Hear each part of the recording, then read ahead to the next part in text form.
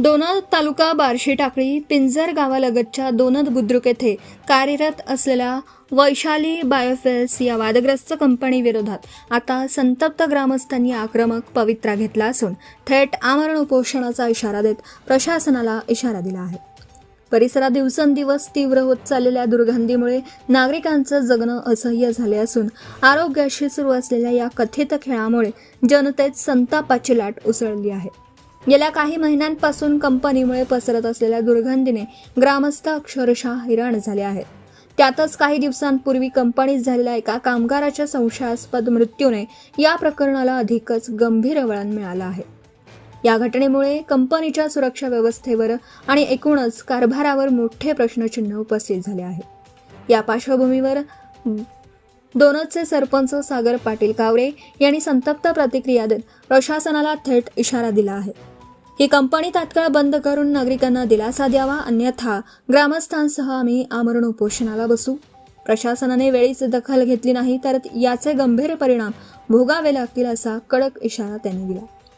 दरम्यान ग्रामस्थांनीही एकमुखाने कंपनीच्या मनमानी विरोधात रोष व्यक्त करत पर्यावरण व आरोग्य धोक्यात घालणाऱ्या या उद्योगावर तात्काळ कारवाई करण्याची ठाम मागणी केली।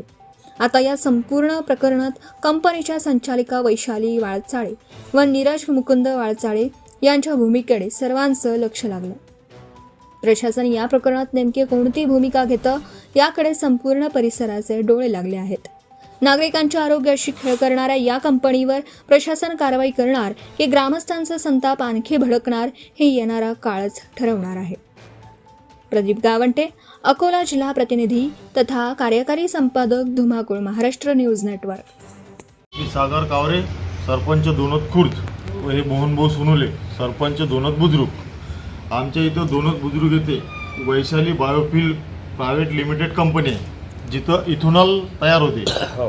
त्या इथेनॉल तयार होत असताना त्या इथेनॉलचं जे दुसरं पाणी आहे, दूषित पाणी, त्या दूषित पाण्याची पाईपलाईन आमच्या नदीत टाकली त्यांना, की जेणेकरून आमच्या इथं दोन देवस्थान आहेत, आसरादेवी संस्थान पलीकडल्या गावाले आहे, इकडल्या गावाले आहे, आणि गावातले लोक तेच पाणी पितात। त्या पाण्यामुळे काही आमच्या गावातल्या लोकांचं आरोग्य तर धोक्यात आहेतच, पण आमच्या इथं जे हजारोच्या संख्येने बाहेरगावून भाविक येतात ते त्या काटेपूर्ण नदीतलं तीर्थ म्हणून पाणी नेतात, त्याही लोकांचं आरोग्य धोक्यात आहे। यामुळे आम्ही या धुमाकूळ चॅनलच्या माध्यमातून सौ SP साहेब व कलेक्टर मॅडम यांना 2-4 आठवड्यात एक आम्ही निवेदन देणार आहोत। ही जर कंपनी बंद नाही केली तर आम्ही आमरण उपोषणाचा इशारा धुमाकूळ चॅनलच्या माध्यमातून देत आहोत। काल परवा एक मजुराचा मृत्यू झाला होता, तो कशा प्रकारे झाला?